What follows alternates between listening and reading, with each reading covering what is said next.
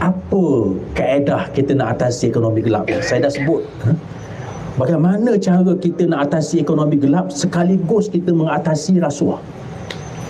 Sebahagian boleh selesai, ialah dengan pelaksanaan syariat Islam.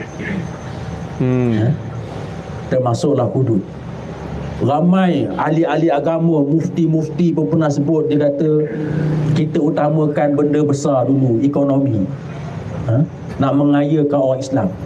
Dia tak tahu bahawa hudud ini, pelaksanaan syariah ini adalah satu daripada instrumen ekonomi yang dapat mengalahkan ekonomi gelap. Ekonomi gelap inilah yang memakan ekonomi makmur kita. Kita bayangkan judi tadi tu, walaupun judi di dalam Islam ta'zir. Ada orang ditangkap berjudi, sama ada tikau nombor ekor, premis yang dibenarkan ataupun pusat perjudian haram, ditangkap. Hari Jumaat, lepas solat Jumaat di Masjid Khairiyah, mereka akan dikenakan hukuman sebat syar'i.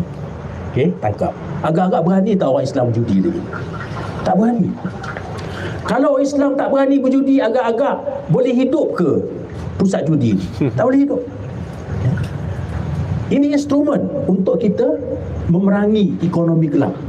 Bila dapat diperangi, kita dapat untuk mengurangkan risiko yang memakan kemakmuran ekonomi negara kita. Jadi perkara ni kita kena lihat secara yang lebih besar. Kalau tanya dulu, ada mufti pun ada, dia kata kita tak perlu dahulukan hudud, banyak lagi perkara yang didahulukan. Dia tak nampak perkara ni. Jadi itulah pandangan saya peringkat yang pertama, nak atasi masalah rasuah ini bermula dengan integriti berasaskan Islam dan juga pelaksanaan syariah.